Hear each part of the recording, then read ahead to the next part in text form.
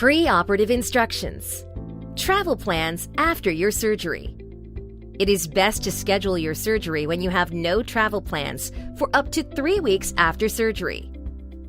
If post-operative complications occur, this could necessitate you to cancel your plans or require that you see another oral and maxillofacial surgeon for continued care in another community. If you have any questions, please discuss this with your surgeon, as every patient's case has its unique circumstances. Important instructions regarding your anesthesia. There are several types of anesthesia available to provide control of pain and anxiety during your surgery. Each choice requires different preparation on your part. For your safety, it is important that you read and follow the instructions carefully. If you are unclear about anything, please ask your doctor. For all surgery, please wear comfortable, loose-fitting clothing. Tops, shirts should have sleeves that are easily drawn up above the elbow. When possible, colored nail polish should be removed before surgery. Also, remove earrings, necklaces, and wristwatches. Local anesthesia. You may have a light meal a few hours prior to surgery, although we suggest nothing to eat or drink for 8 hours prior to surgery in preparation for IV general anesthesia. By doing so, if local anesthesia is not sufficient for your pain control, your procedure can still be completed that day with IV anesthesia.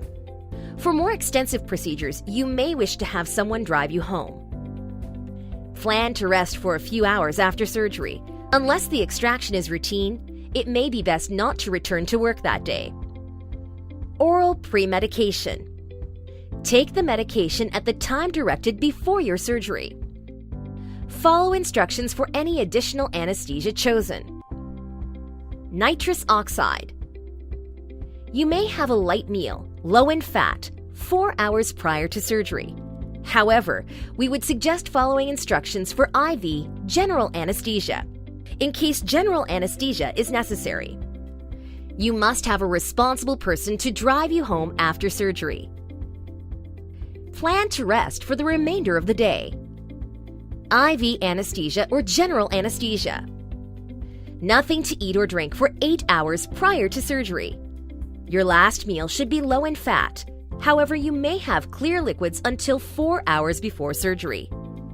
Clear liquids include water, popsicles, juice without pulp, apple, grape, or cranberry juice, Kool-Aid, tea, or coffee without creamer or other dairy products.